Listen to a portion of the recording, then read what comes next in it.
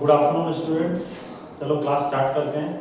Last class हमारा electricity problem के कारण खत्म हो गया था, तो जो मैं कवर किए थे उस दिन उसको रिवाइज करते हुए आगे बढ़ रहे हैं, ताकि लास्ट क्लास में बहुत सारे चीज मतलब कंप्लीट नहीं हो पाए, उसको देखते हुए देखते हैं आगे। ठीक है, तो हम क्या देख रहे हैं, हम molecular basis of inheritance chapter पढ़ रहे हैं। उसमें हमने देखा कि डीएनए, आरएनए ये सब न्यूक्लिक एसिड है, और nucleic acid is polymer of, है ना, पॉलीमर ऑफ न्यूक्लियोटाइड।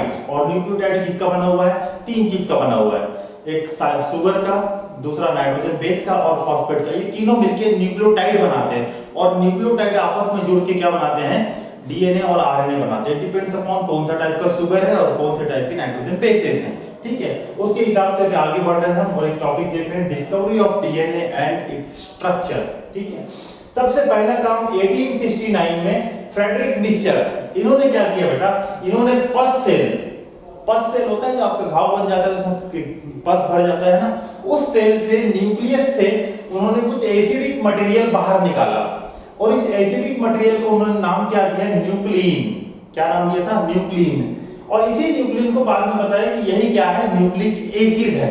तो ये पहली बार कोई ऐसा था कि न्यूक्लियस से कुछ मटेरियल निकाल के बोला कि ये न्यूक्लिन है। न्यूक्लियस में एसिडिक मटेरियल है जिसका नाम क्या दिया उन्होंने? न्यूक्लिन। आपको डायरेक्ट क्वेश्चन पूछेगा, term nuclein was given by, आपका आंसर होना चाहिए फ्रेडरिक मिक्सचर। ठीक है, और यही न्यूक्लिक एसिड है। बट स्ट्रक्चर नहीं कर उनका बता पाए डीएनए का, कि स्ट्रक्चर क्या है। क्यों नहीं बता पाए? क्योंकि डीएनए को निकाल पाना उस समय बहुत टफ जॉब था, टिपिकल जॉब था, है ना। तो जब न्यूक्लियस से निकाल रहे थे डीएनए को, तो डीएनए क्या हो रहा था? ब्रेक डाउन हो जा रहा था, टुकड़ों में टूट जा रहा था। तो टेक्निकल लिमिटेशन था उस समय, टेक्निक इतने डेवलप नहीं हुए थे कि आप एक पूरे इंटैक्ट डीएनए को बाहर निकाल पाओ। तो इंटैक्ट डीएनए नहीं निकल पाया, तो स्ट्रक्चर भी नहीं निकाल पाया। तो ये आप पॉइंट लिखें कि structure of DNA remained elusive. Elusive मतलब पता नहीं चला, अभी भी हम अंधकार में रहे इस मामले में, due to technical limitation in isolating, मतलब निकालना इंटैक्ट डीएनए। इंटैक्ट मतलब कंप्लीट फुल डीएनए। ठीक है, आप निकालो बट टूट गया, कोई मतलब का नहीं है। आपको एक स्ट्रक्चर बताना है किसी का, तो you need a intact complete stretch of DNA, है ना। तो ये प्रॉब्लम के कारण नहीं हो पाया।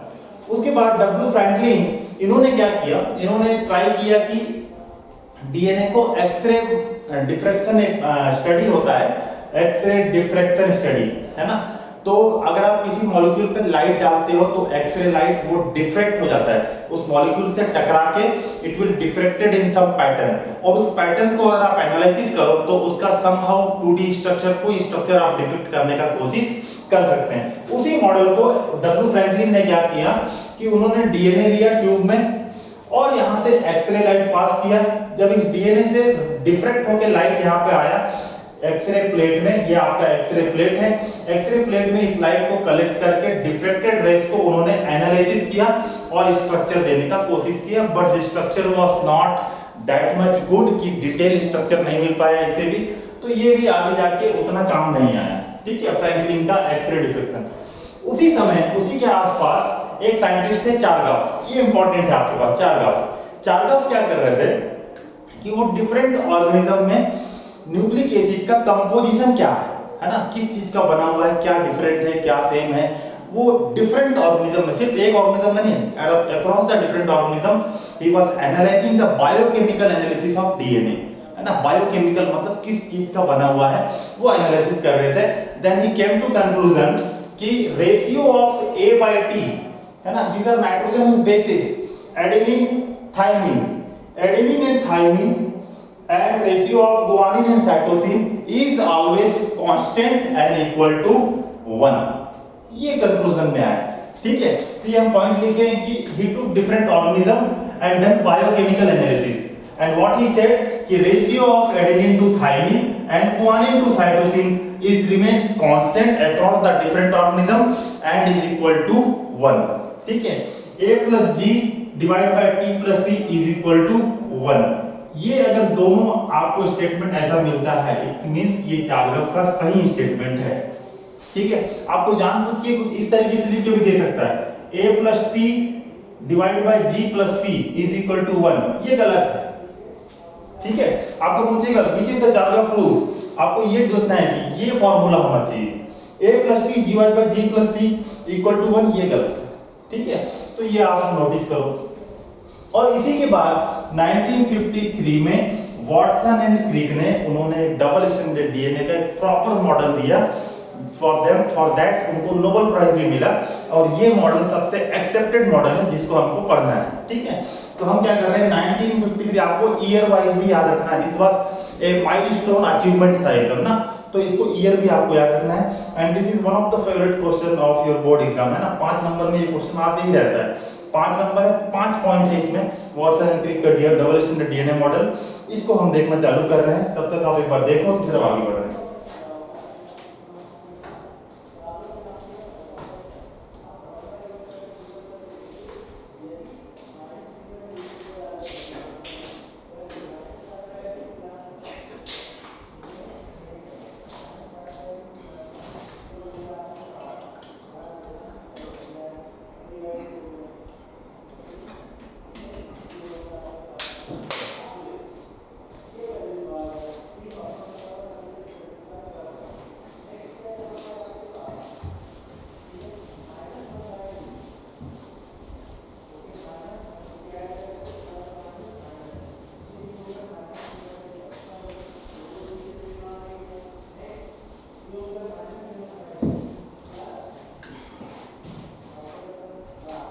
ठीक, हम क्या देख रहे हैं बेटा, वॉटसन एंड क्रिक का double stranded DNA model. Watson and Crick 1953 double stranded DNA helix structure,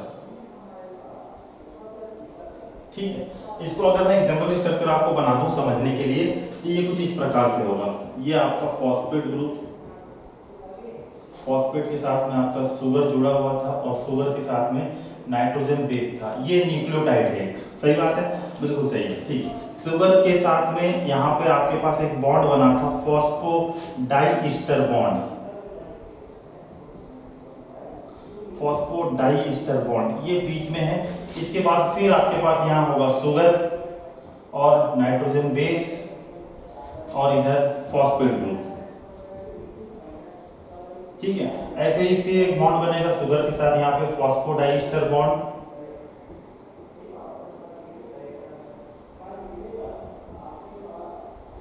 फिर आपके पास यहाँ पे सुगर और ये आपका नाइट्रोजन बेस और इधर आपका फॉस्फेट ग्रुप, राइट है, क्लियर। तो आपके पास ये आपका न्यूक्लियोटाइड है। What is nucleotide? Phosphate, sugar and nitrogen base, this three together forms a nucleotide. And what is nucleic acid? Nucleic acid is a polymer of nucleotide. तो nucleotide आपस में जुड़ते हैं, कौन से बॉन्ड से जुड़ते हैं? फॉस्फोडाइईस्टर बॉन्ड से जुड़ते हैं, क्लियर है। ये आपका एक स्ट्रैंड ऑफ डीएनए है। अगर आपको स्ट्रक्चर याद है न्यूक्लियोटाइड का, तो फॉस्फेट ग्रुप याद होगा आपको, सुगर के 5 डेज एंड में प्रेजेंट था। ये हम सुगर बनाए थे, जैसे एग्जांपल देख लो आप ऐसे। तो यहाँ पे नाइट्रोजन बेस था और यहाँ पे 5वें नंबर कार्बन में CH2 के साथ में आपका ये फॉस्फेट ग्रुप था, ऐसे, सही है। तो ये इसको हम बोल रहे हैं 5 डेज। ये कार्बन नंबर 1, ये कार्बन नंबर 2 है ना, यहाँ पे HOH और कार्बन नंबर 3 में आपका ये H, ये OH, ये 3 नंबर, क्लियर है बात यहाँ तक। चलो ये हम क्या कर रहे हैं, ये एक सिंगल स्ट्रैंड ऑफ डीएनए बनाया है अभी। इसी के बाजू में सेम, अगर ऐसे सेम टू सेम यहाँ बनाए तो ये डबल स्ट्रैंड ऑफ डीएनए हो जाएगा, क्लियर है यहाँ तक। अब देखो ये फॉस्फेट ग्रुप कौन से एंड में है? 5 डेज एंड में। तो इसको हम लिखेंगे 5 डेज फॉस्फेट। क्या लिख दिए इसको हम? 5 डेज फॉस्फेट। उसके बाद आप देखो यहाँ से sugar, phosphodiester bond, sugar, phosphodiester bond, sugar. Last में लास्ट वाला जो न्यूक्लियोटाइड होगा उसके साथ में फॉस्फोडाइईस्टर बॉन्ड नहीं होगा, सही बात है। तो यहाँ सुगर का ये जो 3 में OH ग्रुप है, इसको बोल रहे हैं 3 डेज OH, ठीक है। यहाँ पे ये वाला 3 डेज OH ग्रुप होगा और ये क्या होगा? फ्री होगा, ये किसी से बाउंड नहीं किया। Last nucleotide, complete stretch of DNA का लास्ट न्यूक्लियोटाइड का 3 डेज OH ग्रुप। सबसे नीचे क्या दिखेगा आपको? 3 डेज OH ग्रुप। सबसे टॉप में आप जाकर देखो क्या दिखेगा? 5 डेज फॉस्फेट ग्रुप। इसी को हम बोलते हैं पोलैरिटी ऑफ डीएनए। ये इसका पोलैरिटी क्या है? 5 डेज टू 3 डेज। यहां तक बात क्लियर है। चलो डबल स्ट्रैंडेड डीएनए हेलिक्स का पहला पॉइंट आपको ये बताया गया है कि DNA is double stranded. DNA is double strand का है, ठीक है, in which sugar and phosphate, sugar and phosphodiester, ये दोनों मिलके क्या बना रहे हैं? बैकबोन बना रहे हैं। ये दोनों मिलके क्या बना रहे हैं? डीएनए का बैकबोन बना रहे हैं। Suppose if this is a DNA जो कि एक लैडर की तरह है ना, एक लैडर की सीढ़ी की तरह है, तो ये यहाँ पे बीच में ये सीढ़ी का स्टेप्स है जिसमें आप चढ़ोगे, और ये सीढ़ी का स्टेप्स किस में लटका हुआ? ये इसका बैकबोन है ना। तो ये जो बैकबोन है डीएनए का वो किससे बन रहा है? इससे बन रहा है। ये देखो sugar phosphodiester bond, sugar phosphodiester bond, लंबा। क्लियर है बात? तो बैकबोन शुगर और फॉस्फेट से बन रहा है and nitrogenous bases are projected inward, projected towards inside या फिर इनवर्ड आप बोल सकते हो। देखो अगर ये बैकबोन है तो नाइट्रोजन बेस अंदर की ओर प्रोजेक्टेड है, ये इधर नाइट्रोजन बेस, ये नाइट्रोजन बेस, ठीक है। So it is projected towards inward. Clear है पॉइंट? चलो दूसरा पॉइंट आपको ये बोल रहे हैं कि double standard of DNA runs anti parallel. ये क्या होते हैं? एंटी पैरेलल होते हैं। ठीक है, एंटी पैरेलल मींस ये है कि अगर एक डीएनए, जैसे ये आपका डीएनए है, suppose this is your DNA, तो यहाँ पे क्या हो रहा है? ये अगर 5 डेज है तो ये 5 डेज से ये चलते यहाँ पे आपके क्या मिलेगा? 3 डेज मिलेगा। यही 5 डेज में क्या होता है? फॉस्फेट होता है। 3 डेज में क्या होता है? OH ग्रुप होता है। ये अगर आपका डीएनए है या फिर ये डीएनए है मान लो, तो ये आपका 5 डेज है, तो इसका लास्ट वाला क्या होगा? 3 डेज होगा। ठीक है, और ये अगर 3 डेज है तो इसके बाजू में ये क्या होगा? 5 डेज होगा, और ये 3 डेज होगा। क्लियर है? इट मींस कि one strand of DNA the polarity is 5 days to 3 days, other strand of DNA has polarity 3 days to 5 days. That means it is anti-parallel in nature. Both strand of DNA runs opposite in direction. One strand of DNA from 5 days to 3 days, another strand from 3 days to 5 days. ये point आप लिखोगे तो आपका second point यहाँ पे complete हो जाएगा। Third point ये है कि in a double stranded DNA in which 2 strands of DNA are complementary to each other, है ना, दोनों स्ट्रैंड के जो नाइट्रोजन बेसेस हैं वो complementary to each other हैं, and they form hydrogen bond. ठीक है, so nitrogen bases forms hydrogen bonds between two DNA strands, between 2 strands of DNA. ठीक है, इसमें क्या है? इसमें आपको ये बता रहे हैं कि adenine always form hydrogen bond with thymine, ठीक है, मतलब A will always form hydrogen bond with thymine and the bond number will be 2 hydrogen bond. Clear है? A will always form bond with thymine and it will be 2 number of hydrogen bond, and G will form hydrogen bond, triple hydrogen bond with cytosine. Guanine will form triple hydrogen bond with cytosine in opposite strand of DNA. It means if it is G here, तो यहाँ पे आपके पास 3 hydrogen bond होंगे और सामने कौन होगा? C होगा। ठीक है, इसी को हम बोलते हैं कंप्लीमेंट्री बेस पेयरिंग। अगर यहाँ पे A है तो यहाँ पे डबल हाइड्रोजन बॉन्ड होगा, A है तो यहाँ डबल हाइड्रोजन बॉन्ड होगा और सामने कौन होगा? T होगा। A always form bonds with T and G always forms bond with C, and it is vice versa. C will form with G, T will form with A. ठीक है, यहाँ पे डबल हाइड्रोजन बॉन्ड होगा, यहाँ पे triple hydrogen bond होगा। Clear है? चलो ठीक, ये हो गया। फोर्थ पॉइंट क्या होगा आपके? डीएनए का जो पिच ऑफ हेलिक्स है, एक complete turn, one complete turn of DNA, यहां से स्टार्ट किए, ये पूरा सर्कल, ये पूरा सर्कल, ये हाफ सेमी सर्कल, ये हाफ सेमी सर्कल, दोनों को मिलाओगे पूरा सर्कल, यहां से लेके यहां तक one complete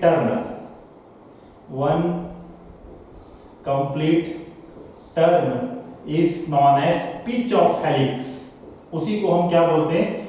pitch of helix बोलते हैं। और इसका लेंथ कितना होता है 3.4 नैनोमीटर, 3.4 नैनोमीटर इसका लेंथ होता है। एक कंप्लीट टर्म को पिच ऑफ हेलिक्स बोल रहे हैं and the length of pitch of helix is 3.4 nanometre और 34 एंगस्ट्रॉम, दोनों सेम बात है, ठीक है।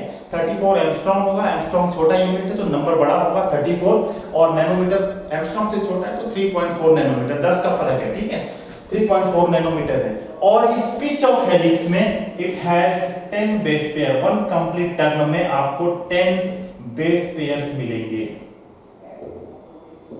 ठीक है, 10 बेस पेयर्स मिलेंगे। यहां तक बात क्लियर है? ओके। 10 बेस पेयर अगर है, सपोज ये आपका ये 1 2 3 4 5 यहां हो गया और 5 यहां हो गया, 6 7 8 9 10। तो इन दो बेस पेयर के बीच का डिस्टेंस क्या होगा? तो आपको क्या करना है, बिटवीन टू बेस पेयर, है ना, लिख लें, चलो इसको हटा देते हैं। Distance between two base pair, two base pairs, तो टोटल लेंथ कितना था पिच ऑफ हेलिक्स का? 3.4 नैनोमीटर था। डिवाइड बाय 10 कर दोगे तो आपको आंसर मिल जाएगा 0.34 नैनोमीटर। ये आपका क्या है, distance between two base pair है। एक पिच ऑफ हेलिक्स के अंदर 10 बेस पेयर है और दो बेस पेयर के बीच का डिस्टेंस कितना बता रहे हैं, डिवाइड बाय 10 करके हम बता रहे हैं कि 0.34 नैनोमीटर। और आप इसको एंगस्ट्रॉम में लिखते हो तो 3.4 एंगस्ट्रॉम, है ना, 34 डिवाइड बाय 10 3.4 एंगस्ट्रॉम। यहां तक बात क्लियर है? चलो, ये आपका हो गया fourth point. And last point is, अच्छा एक और पॉइंट, यहां पे एक पॉइंट हम देख रहे थे कि A will always form bonds with T, और आपको याद होगा कि A क्या है, प्यूरिन है, A क्या है, प्यूरिन है, और T क्या है, पायरिमिडीन है। और G will always form bond with C, तो G प्यूरिन है और C क्या है, पायरिमिडीन है। It means purine always forms hydrogen bond with pyrimidine, है ना। प्यूरिन आपको याद होगा, प्यूरिन डबल रिंग स्ट्रक्चर है और पायरिमिडीन सिंगल रिंग स्ट्रक्चर है। तो double member ring structure always forms bond with single member ring structure, ठीक है। ऐसा होने से इसका जो विड्थ है, इसकी जो चौड़ाई है, ये हमेशा बनी रहती है, ठीक है। ऐसा होने से कि प्यूरिन पायरिमिडीन के साथ बनाए और पायरिमिडीन प्यूरिन के साथ बनाए, ऐसा अगर होता है तो इसका जो डिस्टेंस बिटवीन टू स्ट्रैंड्स, जो इसका चौड़ाई है, विड्थ ऑफ डीएनए, जो कि कितना है 2 नैनोमीटर, जो कि कितना है 2 नैनोमीटर, ये बना हुआ रहता है। क्लियर है पॉइंट्स? यहां तक क्लियर है? चलो, इसमें देखो, इसमें अगर मान लो इमेजिन करो कि प्यूरिन के साथ पायरिमिडीन बन रहा है और अचानक से प्यूरिन के साथ प्यूरिन हो गया, ठीक है। तो डबल मेंबर रिंग के साथ सिंगल मेंबर रिंग है, वो एक स्पेस ले रहे हैं, ठीक है। अचानक से क्या हो गया, प्यूरिन के साथ प्यूरिन, डबल के साथ डबल, तो थोड़ा स्पेस ज्यादा हो जाएगा। तो यहाँ पे चौड़ाई कम था, फिर आगे चौड़ाई ज्यादा, फिर कम, फिर ऐसा। तो जो विड्थ है वो कांस्टेंट नहीं रहेगा, इक्वल नहीं रहेगा अगर प्यूरिन प्यूरिन आपस में करें, पायरिमिडीन पायरिमिडीन आपस में करें, ठीक है। तो यहाँ पे क्या है, कांस्टेंट मेंटेन है कि purine will always form bond with pyrimidine, ठीक है। चलो, done, that is. And last point, fifth point is that this nitrogen base pairs stakes over each other. ये नाइट्रोजन बेस अगर ऐसे बन रहे हैं आपके पास, एक के ऊपर एक बेस पेयर बन रहे हैं, तो ये एक दूसरे के ऊपर स्टैक होते हैं, एक के ऊपर स्टैक होता है। ऐसा नहीं एक इधर है तो एक इधर बना हुआ है, ठीक है, एक के ऊपर एक स्टैक होते हैं। And this gives stability to the DNA. Direct question आता है, stability of DNA is due to, क्या बताना है अपने को, due to hydrogen bond and stacking of base pair over each other. ये दो पॉइंट होने से आपका आंसर कंप्लीट है, ठीक है। फिफ्थ पॉइंट यही था कि जब hydrogen bonds, nitrogen base pairs stakes over each other and along with hydrogen bond, this provides stability to the DNA. So this is the Watson and Crick का all 5 points। इसको आपको cover करना है, आपको स्ट्रक्चर बनाने आना चाहिए, backbone क्या है समझ में आना चाहिए, नाइट्रोजन बेस अंदर की ओर फेंकाए हुए समझ में आना चाहिए, पोलैरिटी समझ में आना चाहिए कि 5 डेज 3 डेज हम बोल रहे हैं, तो 5 डेज मतलब क्या है, 5 डेज मतलब फॉस्फेट ग्रुप है यहाँ पे, तो उसको हम 5 डेज बोल रहे हैं। 5वें कार्बन पे लगा हुआ था, स्ट्रक्चर अभी देखे थे यहाँ पे, तो 5 डेज फॉस्फेट ग्रुप होता है और 3 डेज OH ग्रुप होता है। इतना पॉइंट अगर आपको याद है तो आगे रेप्लिकेशन पढ़ने में भी इजी लगेगा और चीजें समझ में आएगी, और आपको समझ में भी आएगा कि डीएनए जैसे हम ये देखें तो ये बैकबोन पूछ रहा है, तो बैकबोन में यहाँ पे कौन दिख रहा है आपको? Sugar phosphodiester, sugar phosphodiester.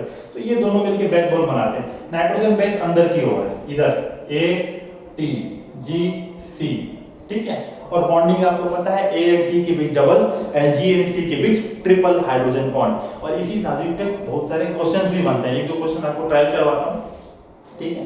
चलो इसको कंप्लीट करो, फिर आगे बढ़ रहे हैं।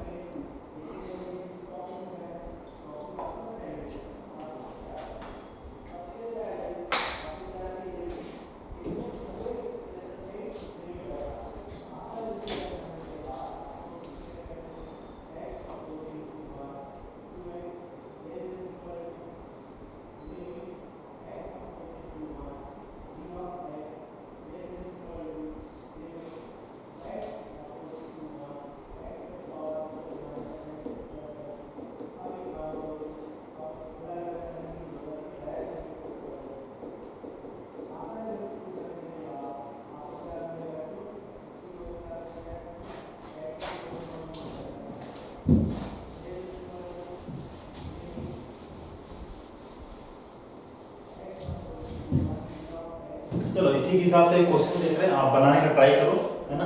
क्वेश्चन क्या है कि DNA हैज 20 टर्न, कितने टर्न है टोटल? 20 टर्न है। What will be the its length, what will be the length of DNA, length of DNA। Second point यहां पे इसी में दे रहा है क्वेश्चन में आपको कि इफ सेम DNA, जो ऊपर DNA है, same DNA has percentage of adenine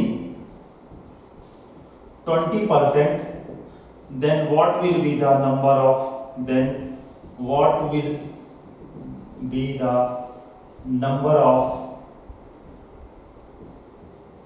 guanine, guanine का नंबर क्या होगा?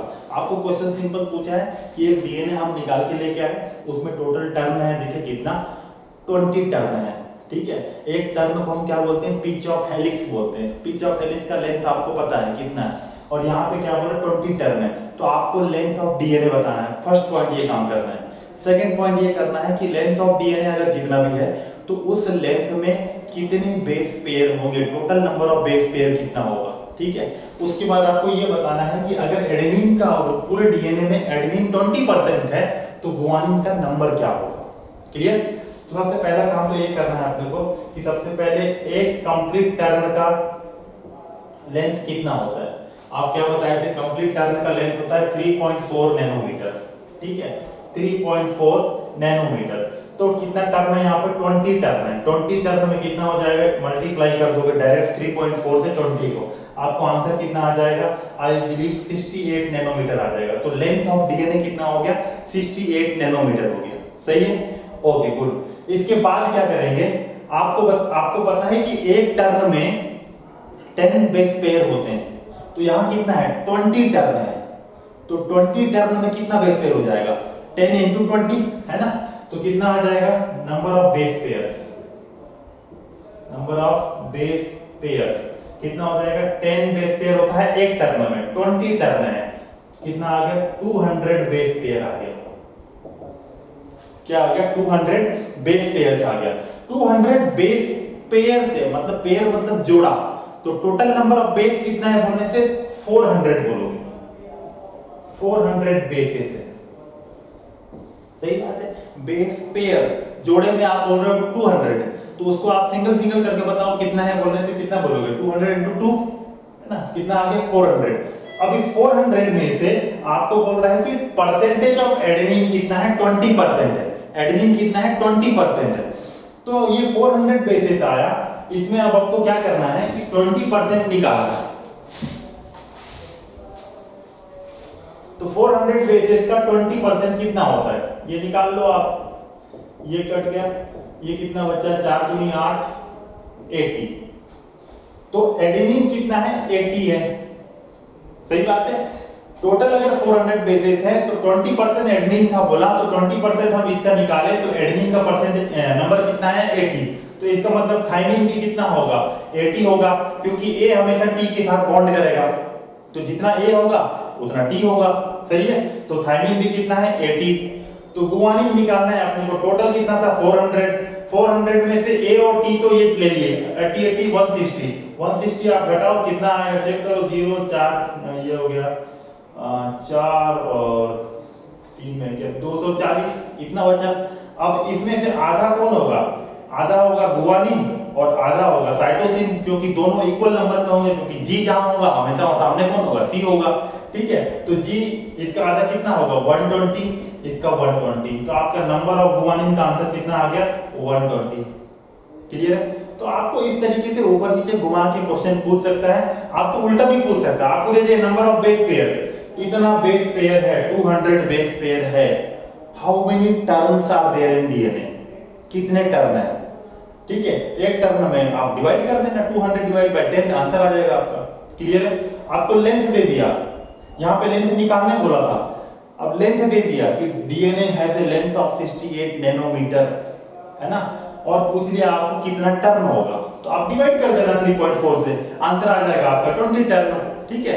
तो ऊपर नीचे का क्वेश्चन पूछता है, बहुत इजी क्वेश्चन होता है, कंप्लीमेंट्री बेस पेयरिंग है, जितना ए होगा will be always equal to T and जितना जी होगा and will always be equal to C. और इसी के हिसाब से आपको चार्गाफ रूल पढ़े थे, आप चार्गाफ रूल क्या पढ़े थे आप कि a by t divide by g by c is equal to 1, है ना। एडेनिन कितना होगा, एडेनिन कितना आया था अभी 80 आया था, तो थाइमिन भी कितना था 80 था, गुआनिन कितना था 120, ये भी कितना था 120 इज इक्वल टू 1 आ ही रहा है, इसको 1 ये भी 1 सब 1 कांस्टेंट होता है, यही चार्गाफ का रूल है। क्लियर है बात। तो ये डबल स्टैंडर्ड डीएनए मॉडल हो गया। इसके बाद हम क्या करने वाले हैं, टाइम कितना हो रहा है, ओके। सो डबल स्टैंडर्ड डीएनए का मॉडल देखिए वाटसन एंड क्रिक का। नाउ अब एक काम हमारे पास है कि डीएनए का जो हमारे अंदर डीएनए है वो कितना बड़ा है, बैक्टीरिया अंदर जो डीएनए है उसका लेंथ कितना है, कितना बेस पेयर उसमें है, और उसके हिसाब से उसका लेंथ निकालें, फिर देखें कि क्या वो लेंथ आपके सेल के साइज के अंदर आ सकता है क्या, ठीक है। चलो इसको आगे बढ़ा रहे हैं।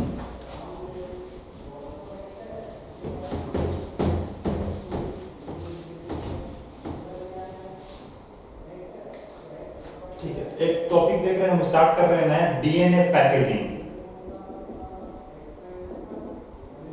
ठीक है। डीएनए पैकेजिंग, अगर ह्यूमन के हैप्लॉइड कंटेंट ऑफ डीएनए के बारे में बात करें, ह्यूमन हैप्लॉइड, हैप्लॉइड मतलब हाफ, है ना, हैप्लॉइड कंटेंट ऑफ डीएनए, तो आप कितना बताओगे 3.3 into 10 to the power 9 base pairs, ठीक है।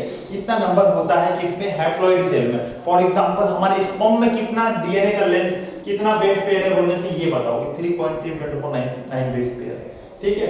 नॉर्मल डिप्लॉइड सेल में diploid content of cell DNA हमारा इसका डबल होगा, ये हैप्लॉइड है तो इसका डबल कर दो 6.6 into 10 to the power 9 base pair. तो आपको क्वेश्चन क्या पूछा है, आपको जानबूझ के क्वेश्चन पूछ सकता है कि ये सेकेंडरी स्पर्मेटोसाइट्स क्या होगा डीएनए का बेस पेयर। तो सेकेंडरी स्पर्मेटोसाइट आप याद करो तो मेयोसिस होके बाद में बना है, तो शायद वो क्या होगा हैप्लॉइड होगा, और वहां पे डीएनए का नंबर कितना होना चाहिए, इतना, ठीक है। तो क्या पूछ रहा है उसके हिसाब से आपको आंसर करना। आपको a liver cell isolated what will be the length of DNA, liver cell diploid normal cell है बॉडी का, डिप्लॉइड होगा कितना होगा, इतना। क्लियर है बात। चलो इसको और देखते हैं, और एक और देख लो, बैक्टीरिया का भी देख लेते हैं। बैक्टीरियल डीएनए क्या साइज होता है 4.6 × 10 to the power 6 base pair, इतना होता है, ठीक है।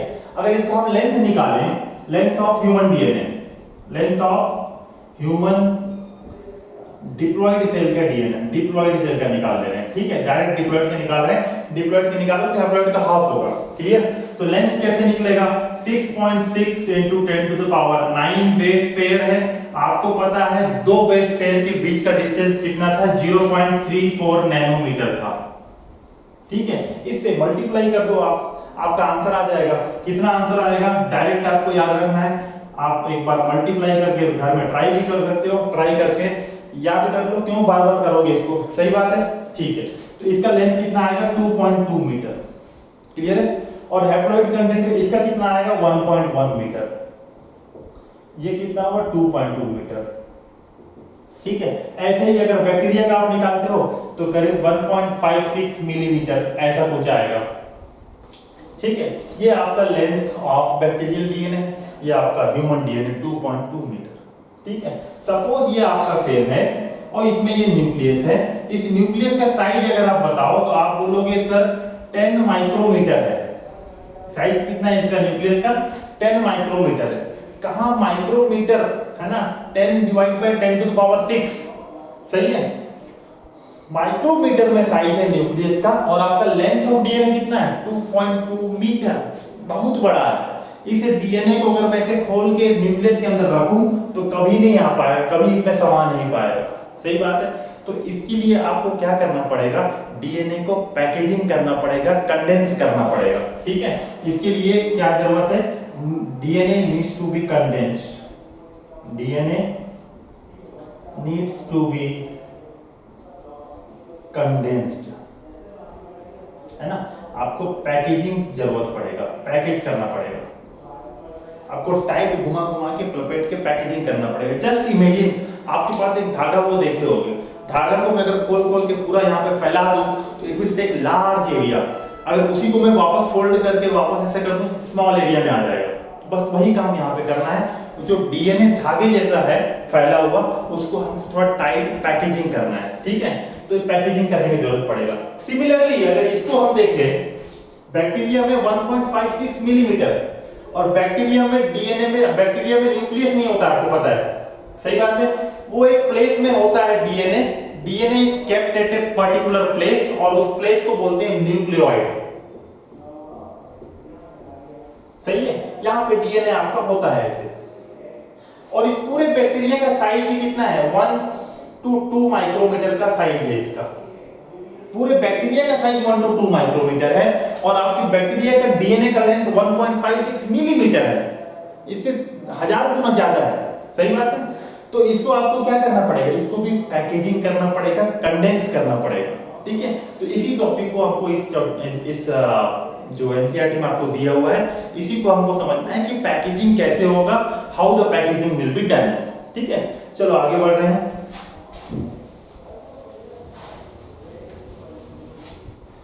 पहले क्या करते हैं हम यूकैरियोट में देख लेते हैं, पैकेजिंग इन यूकैरियोट।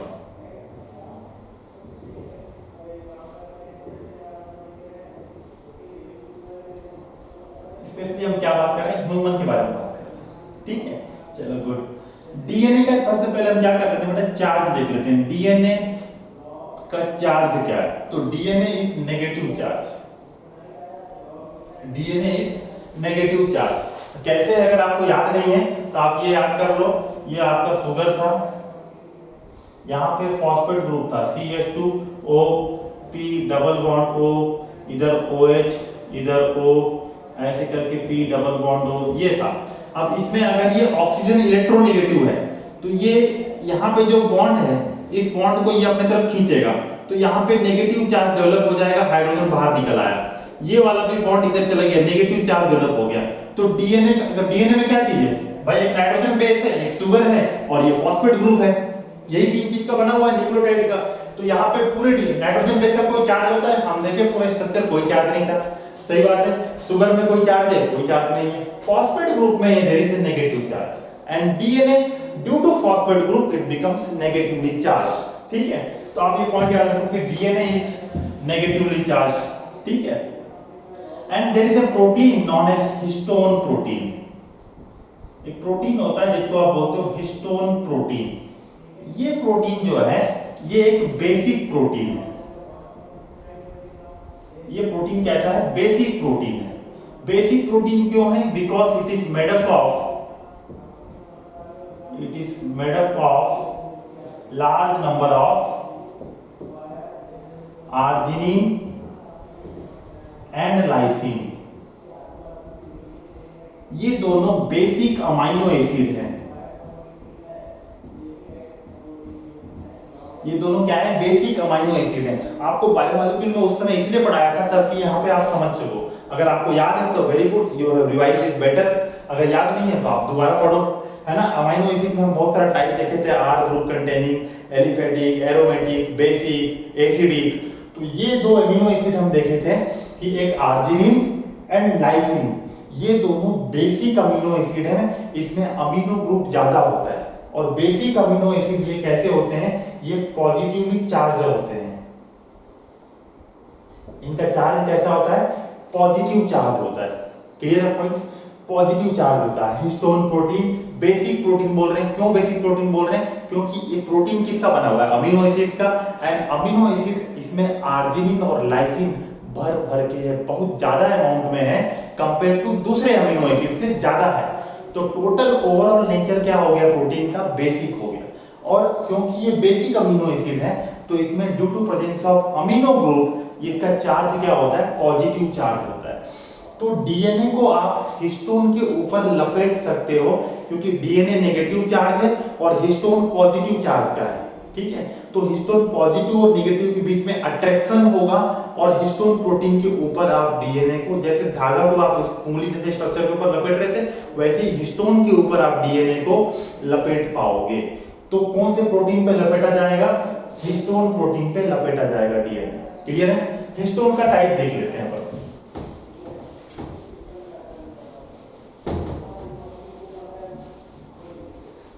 ठीक है, types of histone. Histone total आपको 5 टाइप का यहाँ पे दिया हुआ है, H2A, H2B, H3 and H4 and lastly H1। ठीक है, H2 वाले दो हैं, एक A है एक B है, H2A, H2B, then H3, H4 और H1। ठीक है, कुल मिला के बात ये कि 1 2 3 4 सब है, बट 2 वाला 2 है, A और B बोले हैं उसको, H2A, H2B, H3, H4 और H1। H1 को आपको लास्ट में बोलना है। ठीक है, आगे देखो, ये चारों histone H2A, H2B, H3, H4, H1 को आप छोड़, ठीक है। ये चारों हिस्टोन मल्टीप्लाई बाय 2 सब के सब, 2 2H2A, 2H2B, 2H3 and 2H4, ये 8 को मिलके, जैसे सपोज ये स्ट्रक्चर बना लिए हम और ये बना लिए, ये क्या बनाएंगे, हिस्टोन का ऑक्टामर बनाएंगे। हिस्टोन का ऑक्टामर, ऑक्टा मतलब 8 और मर मतलब पॉलीमर, जैसा सब यूनिट इकट्ठा होकर बना रहे हैं। सही है, तो ये क्या बन रहा है, हिस्टोन का ऑक्टामर बन रहा है। ऑक्टामर कैसे बन रहा है, 2H2A से बन रहा है, 2H2B से बन रहा है, 2H3 से, 2H4 से। सपोज ये आपका H2A है तो ये भी H2A है, ये H2B, ये H2B, ये H3, ये H3, ये H4, ये H4, टोटल मिला के कितना है, 8। ठीक है, ये हम डायग्रामेटिक रिप्रेजेंटेशन है 2D में देखने के लिए। अगर 3D में देखोगे तो 4 गोला आगे 4 गोला पीछे 8 गोला एक साथ बनाएंगे ऐसे, और उसको अपन क्या बोलेंगे, हिस्टोन का ऑक्टामर बोलेंगे। ठीक है, कौन कौन से रहेंगे, H2A, H2B, H3, H4, this 4 together form से हिस्टोन ऑक्टामर। और इन्हीं के ऊपर आपका डीएनए क्या होगा, रैप होगा। रैप मतलब फोल्ड होगा। तो डीएनए कुछ इस प्रकार से फोल्ड होगा, ये डीएनए इसके ऊपर गया, ये यहां से निकल रहा है पीछे, फिर ये यहां से बाहर निकल रहा है। ठीक है, इसको हम यहां कर लेते हैं, ये हिस्टोन ऑक्टामर है।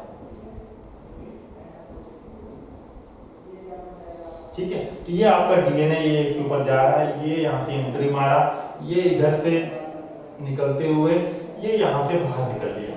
ठीक है, इसके बाद फिर एक हिस्टोन आएगा यहाँ पे बाजू में, ऑक्टामर ऐसे, इसमें भी सेम H2A, H2A। ठीक है, अपन नहीं लिखते हैं, ये क्या है, हिस्टोन ऑक्टामर।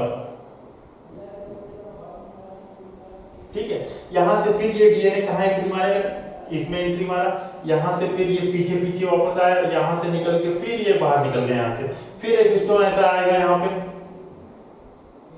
ऐसा चलते जाएगा।